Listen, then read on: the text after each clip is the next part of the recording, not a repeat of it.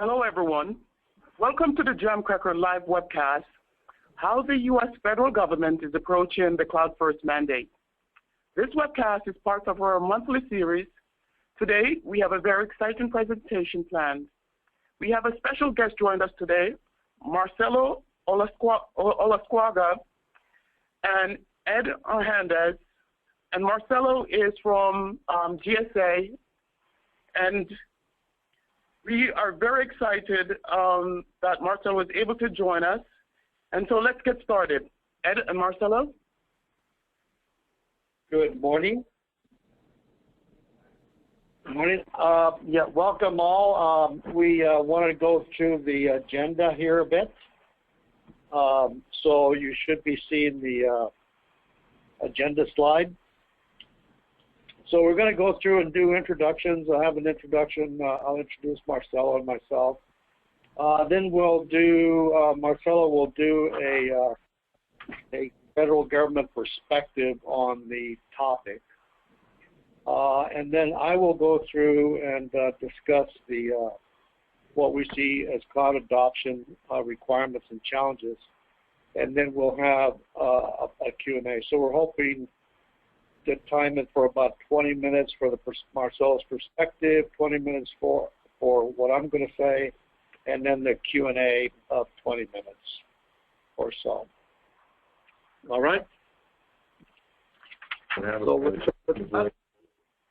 with that, let me introduce Marcelo. Marcelo is and Marcelo, jump in at any time if I've got this messed up, but Marcelo is the service line planner at the GSA's Cloud Computing Services Management Office, and that's part of the Office of Integrated Technology Services of the GSA.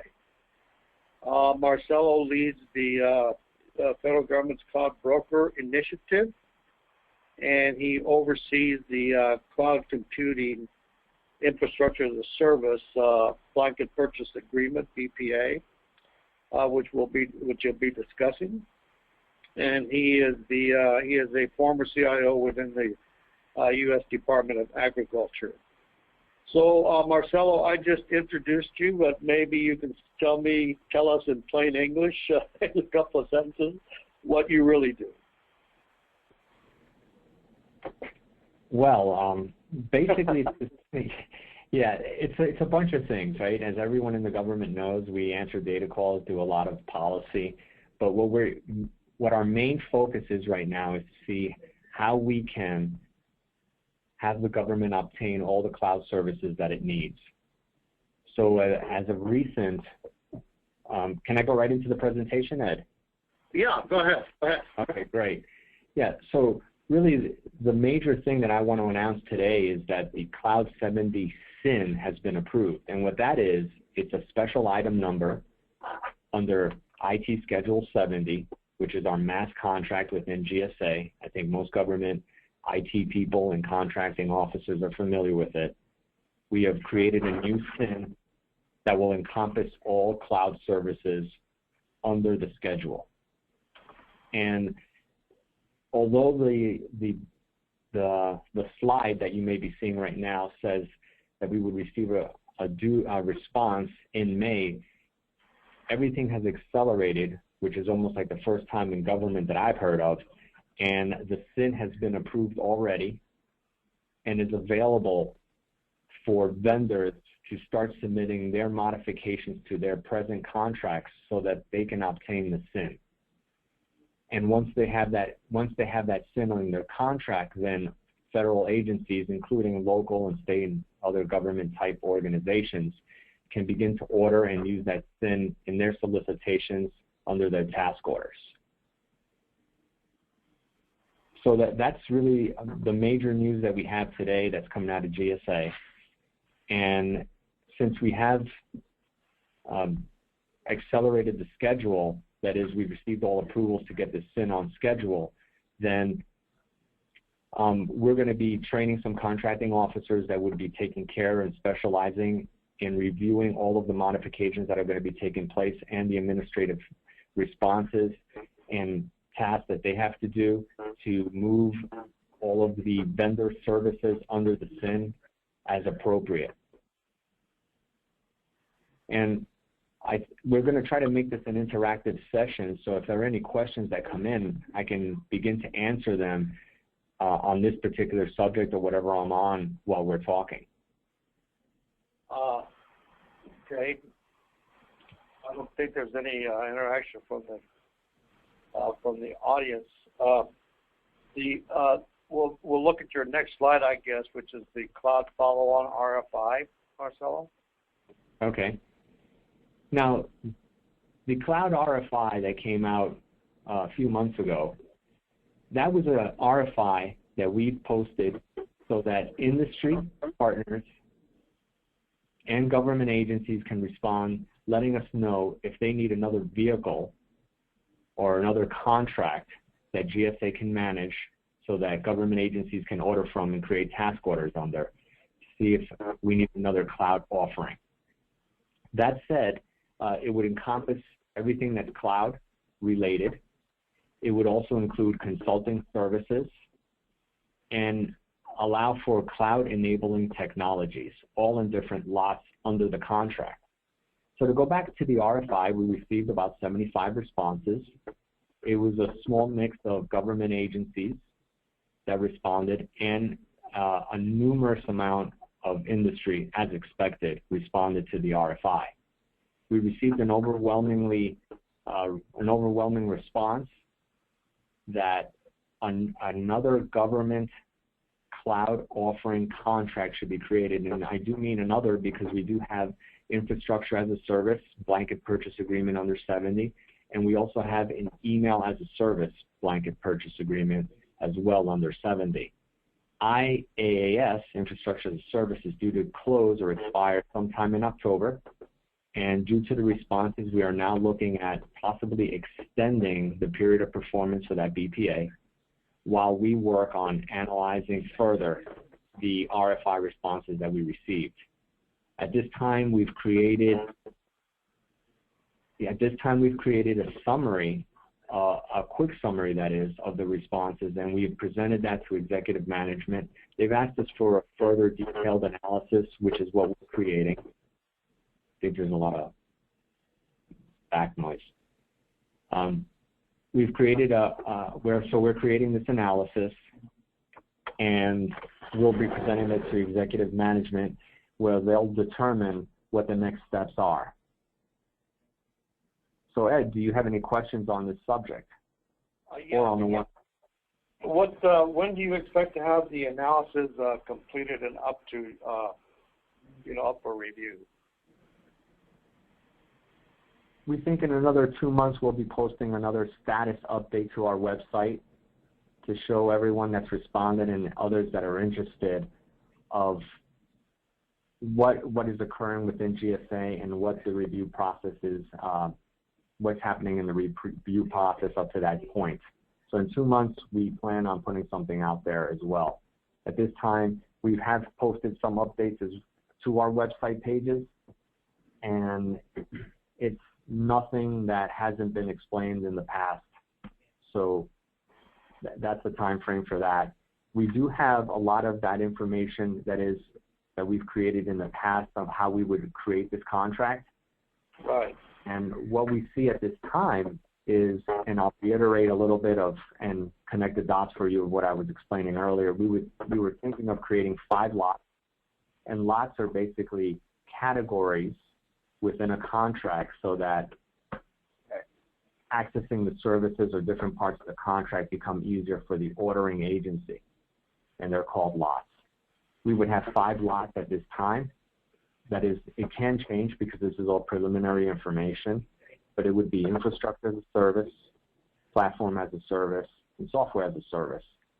We would also have a lot that would provide all of the consulting services necessary to provide a technical solution to the government agency. And what that means, consulting just means it's people and technicians, right? We would have database administrators, network administrators, web administrators, etc., to be able to address whatever the needs are of the agency requiring the service. Okay. And the final lot is the one that I've mentioned earlier, which is the cloud enabling technologies, which would be an interesting lot. A lot of government agencies have dedicated data centers or data centers that they may rent or have in some other place. But either way, we consider them government data centers. They will be able to purchase all of the cloud enabling technologies from this lot so that they can be implemented within that government data center to create a cloud environment. At this time, there are some agencies at the department level, in fact, that do offer centralized services for all of their components. And in some cases, they do state that they have cloud technologies within that data center, but that may not be 100% accurate. That is, they may be missing some technology components to really create a true cloud environment for their ordering components. And the components are the sub-agencies within a department. Yep. So that said, this will allow any government agency to order from this lot and directly obtain all of those technologies that are necessary to create a cloud environment, and also tap into the consulting lot to have it implemented and maintained at their data center.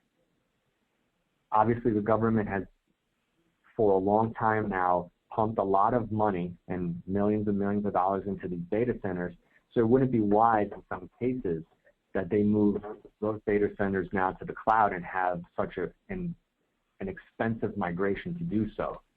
So as they keep their data centers, we realize that by allowing them to tap into these cloud technologies, this lot would be very useful to those government entities. Yeah, yeah. Okay, we're on the EAS BPA services deployment models. Did you want to discuss any more on that slide, Marcelo? Yes, we can. And in fact, I think we should wrap up everything that I was saying about IT Schedule 70 earlier about the Cloud SIM. You know, I was thinking about Jamcracker, the software, and GSA was looking into providing broker services, and we reviewed numerous products that provide sort of a model or a piece of software that allows us to manage our different cloud environments. I am aware, and because I was part of the project, that Jamcracker, that software, was analyzed as well.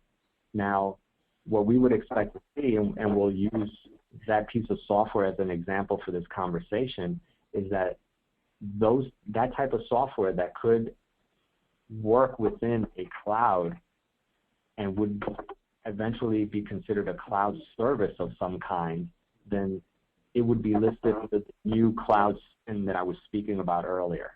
Right. Right. So for government agencies, which are always interested in competition when running an acquisition, they would be able to have many different vendors compete and offer their different types of software products that are cloud under this SIM, and also provide platform and infrastructure and all of those other things that may be considered cloud, and also new technologies that will be developed in the future that we don't know what those are, but we'll be able to capture them in the new SIM. So that said, the other thing to consider is how do vendors, and what am I talking about when I say they're truly cloud offerings? Well, we're using the 5 NIST characteristics to evaluate anything that's proposed to be in this SIM. So if there's a piece of software or infrastructure, for instance, and they're saying, hey, this is cloud and we're offering it to the government and it's an actual commercial service, then we'll evaluate it against those NIST characteristics to ensure that it is. And yes, and the reason we need to do that is because we have a lot of companies that have come to us and started offering project management as a service, security as a service, and so many other things as a service, which is truly not a cloud service or a cloud technology. So that's why we're going to stick to our guns and use those 5 NIST characteristics to ensure that whatever is being proposed by the vendor is truly a cloud service. And then at that point, it'll go into the SIM, and the vendor can offer that into the SIM and be very specific in their offering to government agencies. Now, for vendors that do have some kind of hybrid or piece of software or some cloud service that they're offering, but it doesn't meet all 5 NIST characteristics, they can still sell and provide that service to the government under a different SIN or wherever they are located right now. And I mean located is whatever SIN they're holding it in and providing that service in. Okay. So as we move to email as a service, BPA, and I'm sure that you have those slides up right now. Yes, that is just an overview of all of the services available under the BPA. And I know that these BPAs have been out for actually quite a few years, so I wouldn't want to bore the audience with, information that they've probably heard numerous times. So I just wanted to include them in this presentation, just so they would have it when you make the slides available to everyone after the meeting. Oh, this is excellent. And, you also show the deployment models that you were anticipating. Yes, exactly. Now, one thing to consider about deployment models, even when we build a new contract, if that's approved, or whatever else GSA comes out with, I think that, yes, the deployment models are available, but what we have to consider is whether it is that you want a true cloud environment or not. And then for government agencies, when they do move to the cloud, to modify their software so it works within that particular vendor's infrastructure. Now, every infrastructure is kind of unique. They have to be unique so that they would have an offering that will entice anyone ordering their service to go with them. Obviously, they need some uniqueness. So everyone has to take a look at what it is that they want to migrate to the cloud and possibly redefine it and reconfigure everything so it works within that particular environment. Myself personally, I'm never worried about the deployment model. I know that these vendors are very, very technologically savvy, and they can make all of these models available for any government agency depending on level of security or whatever it is that the particular requirement is detailed. It can be made available. So to me, the technology is not the big issue. The government faces other issues such as budget and how they would budget their cloud service project throughout time. Because I know we have this whole anti-deficiency laws that hinder some cloud ordering within the government. Okay. One more thing on this slide, Marcelo, on service offerings that include, the 5 offerings that you have there. Migration services and integration services are going to come about, as you described earlier, as additional as a service offering from the provider community, right? Well, in this particular case, what we've learned from the IASBPA that came out before this email one is that consulting services were necessary as part of the BPA. So what you're seeing there in 4 and 5, those little tabs there describing migration services and integration, that would be consulting. It's basically labor within the contract. Okay, great.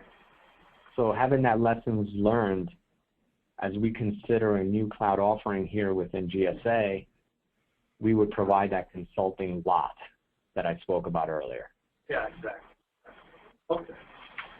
And you've indicated that, what you've done with the cloud spend and other procurement enhancements, that this is to make it easier for the agencies to procure cloud. So the number of cloud services procured could grow because at a faster pace because it's easier to procure these clouds, and that will lead to the kind of increased opportunities for system integrators, consultants to provide their services.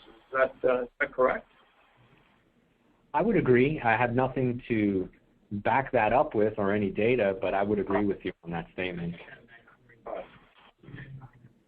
Okay, good. So I think we can move on to my module. Anything else, Marcelo? No, I like to wait for the questions if they come in or. Okay, all right. Okay. Yes. Okay, so what I wanted to do is talk about the, federal government cloud adoption, the requirements and challenges. So let's get into that. Marcelo mentioned these NIST cloud definition. I thought I'd use it here to kind of define, the fundamentals of what cloud computing is from a government perspective. And, I'm not going to read all the details on this graphic. It came from the GSA. In fact, Marcelo may have put this together. But, the fundamentals is it's about on-demand self-service. So you have to have a self-service portal, broad network access. In other words, cloud services are available on all devices and at all locations. It has to be location independent, and that's pretty obvious. And very important, it's got to be able to clouds have to be able to scale up and down on demand. And finally, in the cloud world, it's going to be all about measured service where you pay only for what you use. And then in terms of deployment models, there are basically 4 deployment models and 3 service models. The deployments will be, you'll be able to deploy private clouds, public clouds, hybrid clouds, and community clouds. And all of these things are defined in the, in the NIST papers, in the cloud, cloud computing definition overviews, and might be worth, taking a little bit of time to review that, reference document. Okay. So the next slide I wanted to talk about is the federal cloud computing strategy, and this is from the Office of Management and Budget, and that's published and public out there. Fundamentally, this graphic shows the compelling business value cloud computing of cloud computing. And again, in addition to the ease of procurement, the compelling business value of clouds is going to drive, a lot of cloud, is going to drive cloud first and drive the significant growth in cloud adoption over time. I think we're at a point now where most of the major pieces are in place to really drive, cloud adoption in the federal government in a big way. And what this means, as we already discussed a little bit, is that providers of services and tools will be rewarded with new opportunities to help cloud adoption or help the government agencies and components on the journey to the cloud, if you will. Okay. So looking at, what a deployment model could look like from a hybrid cloud ecosystem, this graphic describes what appears to be the coming cloud computing environment that agencies and commercial enterprise as well are going to have to deal with. Fundamentally, there's the enterprise or agency in the middle there, and they've been dealing with traditional data centers for years and years and years, a lot of data centers, and the movement has been to private clouds. Those two things combined together have added a layer of management complexity that they're now having to deal with. And then there's going to be the use of many, many, many different types of public clouds as well. And so the use of traditional data centers, private cloud, and public clouds of all types, SaaS, PaaS, and IaaS, is just going to create some requirements that haven't necessarily been there heretofore.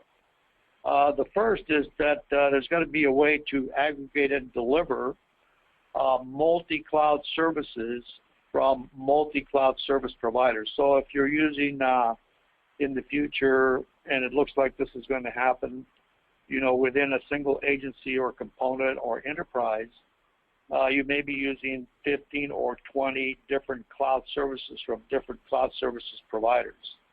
That means 15 or 20 credentials, sign-on, procedures, processes, etc.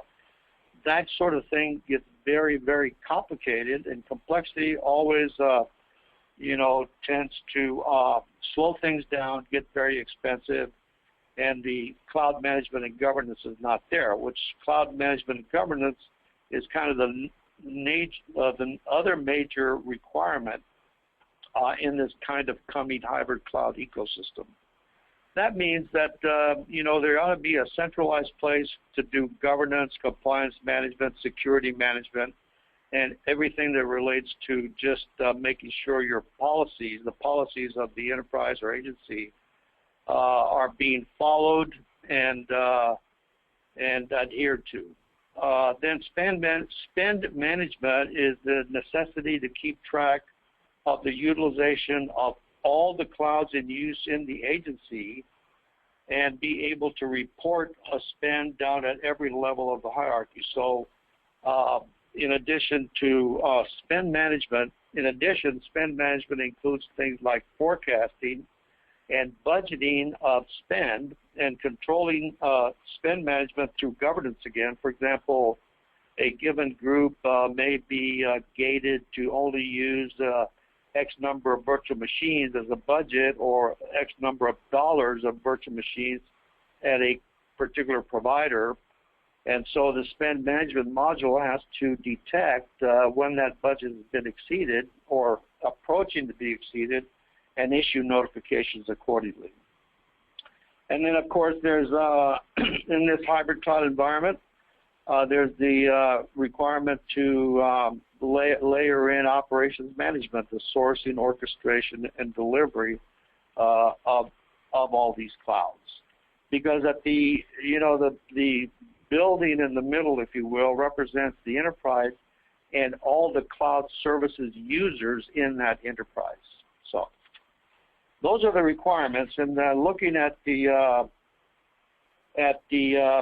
same environment, we switched to the topic of what sort of cloud enablement skills and tools are going to have to come into play here in order to manage and operate this hybrid cloud environment. And as you'll see, there are a significant number of these skills that are required. I won't go through all of them, but these are, again, some of the services offerings that we were talking about earlier that are going to be necessary to successfully navigate through this journey to the hybrid cloud environment that we're talking about. So I've covered some of these already, and this is where providers and consultants and systems integrators that are can provide and help with these sorts of skills are going to be rewarded with opportunities as this as the cloud adoption takes off. Okay. Okay, I think that's what I wanted to cover, as part of this module. And now we'll take, So if you have any questions, please, if you look at your panel, you will see questions, and please submit. And right now we have a few questions coming in. And one of them, I think, is pertaining to Marcelo. How do I discover cloud computing opportunities in the federal government and other agencies? I'm sorry, can you repeat that, please? It didn't come in very clearly.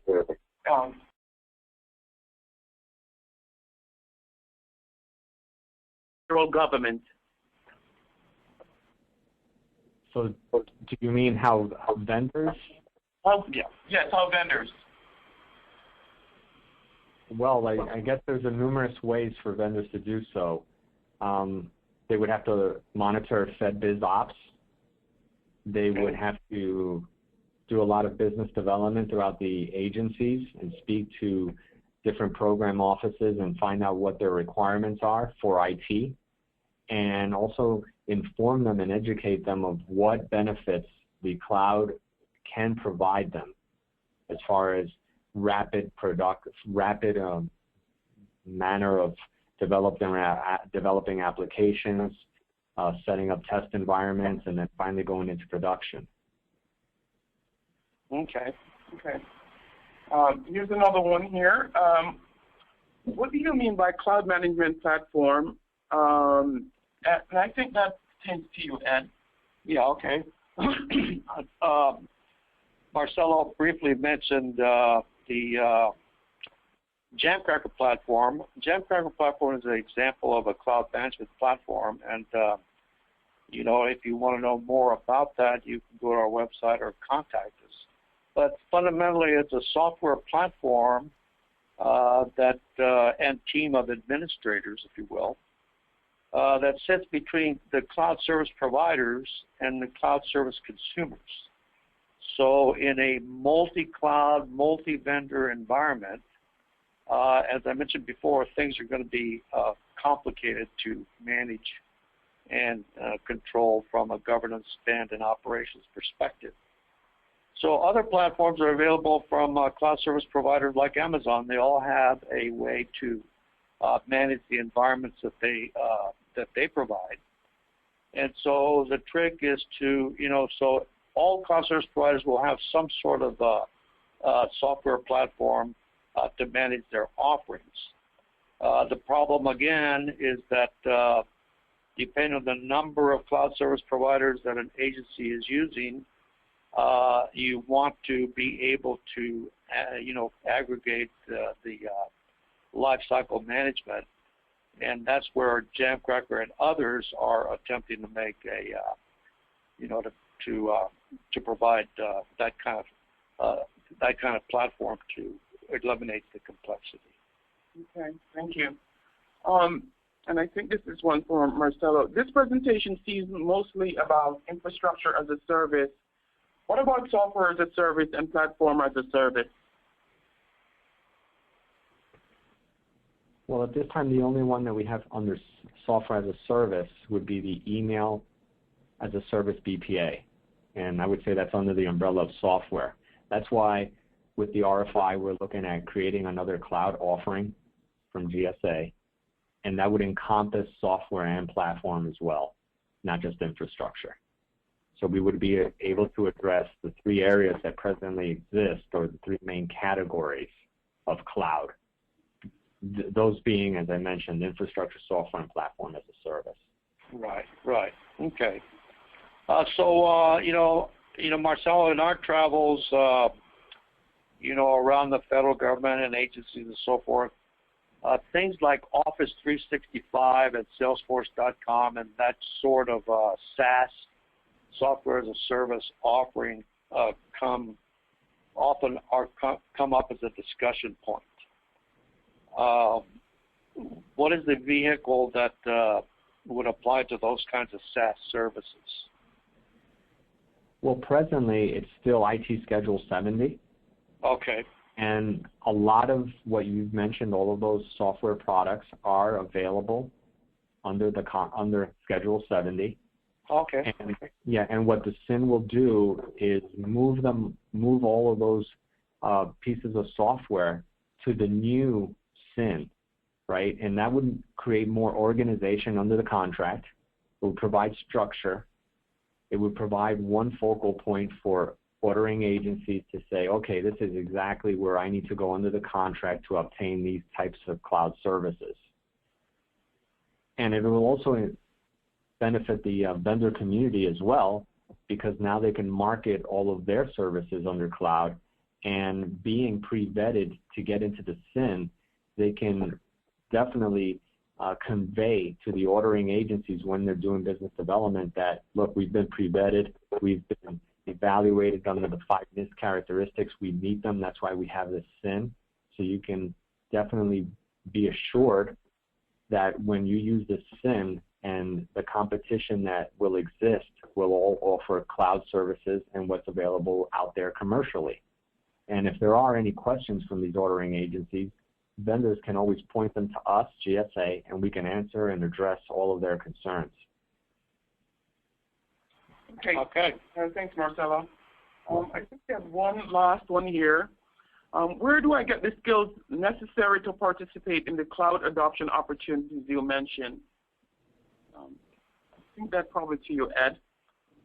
Okay, well, you know, a lot of vendors and consultants and systems integrators are busy, you know, getting educated on cloud adoption, the cloud process that it's going to take, the tools, the skills, and the knowledge. And there's various educational resources out there that are not hard to find. So it's going to take a little bit of an investment, and you know, the learning about the cloud management life cycle. In other words, A to Z. How do you you know, bring a cloud into being and provide a platform or tools and skills that are going to control it all. So there's also enablement programs from providers. From software providers and platform providers and from CSPs. Jamcracker has an enablement program, for example, and that's designed to take a vendor, you know, from top to bottom, you know, what Jamcracker can do to enable a consultant or an SI to help with this journey to the cloud. So, you know, we can make a resource list available. We don't have it here today. But, you know, those vendors that are prepared with the kinds of skills that we discussed earlier, I think as the uptake of clouds of all types takes hold in a serious way and gets more accelerated with the work that Marcelo has done, that he's described, it's going to, you know, the vendors that invest in this kind of skill set are going to find rewarding opportunities. Okay, everyone. Oh, there's one more question, and this is for Marcelo, I think. Marcelo, the GSA did a cloud, what was called back then a cloud broker RFI, and a POC that was executed along with that RFI. Can you comment on, you know, and summarize the learnings from that and what the next step would be? Yeah, sure. So I'm going to give you a long answer for this. Okay. Yeah. This is sort of an old project for us, and that's when the word broker was really being thrown around all over the place. Right. Right. So there was a lot of hype. I mean, there's no other way I can put it. There was a lot of hype behind the whole concept of broker.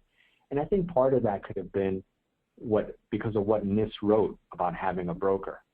Now, there's a fundamental problem with what the most efficient way of running something like cloud services and what can really happen within the government.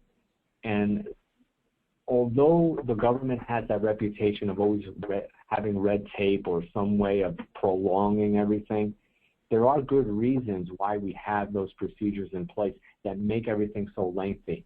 And they're lengthy because we're doing a lot of checks and balances. So, for example, if we were to have a broker, and what broker means to me is that you have one central company or entity that is purchasing and maintaining all of your cloud services. So that broker may go out just like your stockbroker and purchase a whole bunch of different infrastructure, software, and platforms from many different companies. But all of the money is being funneled or given to, paid to, that one entity. If that was to happen in the government, then that company would have a monopoly, and that's not something, then we cannot create that. Exactly. Right. The other problem is our acquisition process.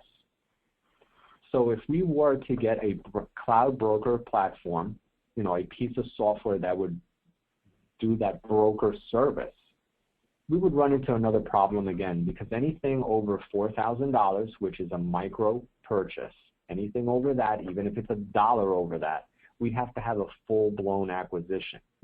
And the reason we have those full-blown acquisitions is to ensure that we get the right services at the right price, but also, and more importantly, is that someone's brother or sister, family relative, is not immediately given that contract and benefiting from that in some backdoor type of way. Yeah.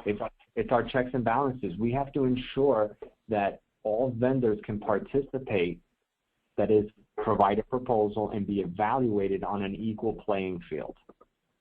So what happened with that broker platform study, which is what it was, an analysis, is that we ran into these issues.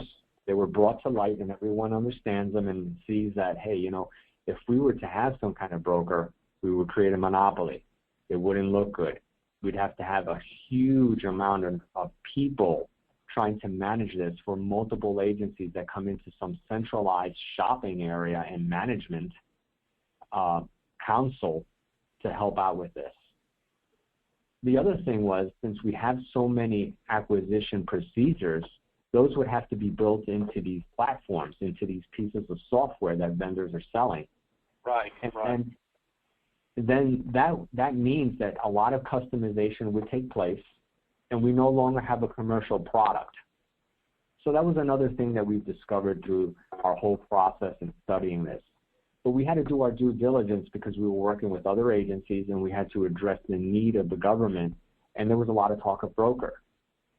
What we have to do is move away from that, and if we do want to call any particular company a broker, which we can, that is really the prime contractor that has been awarded a contract or a task order, depending on how it happens, to a particular agency, and they would deal one-on-one with each other and provide the service that the government requires. So the broker concept can still take place, but it can't take place on an overall government level. It has to take place at each individual agency. Okay, great. That's an excellent discussion, Marcelo. Thank you, because there's been, you know, a lot of, you know, discussion, confusion, angst about the cloud broker tag, if you will. Yes. And this begins to clear it up for, you know, everybody concerned. I think the key thing that you said is that you can talk about a cloud broker platform or a cloud governance, a cloud management platform, or whatever, a bunch of tools. And that's okay on an individual agency vendor basis, but for the overall government, that's just not going to work. That's correct. Okay. And it won't work, at least at this time, or until policies change or technology moves in a different manner. Right. Okay, so I think that we have presented what we want to present. There's no more questions, right, Tony? No, there's no more questions. That's all the questions. So you are welcome to contact us, you know, at Jamcracker at any time. And I'll let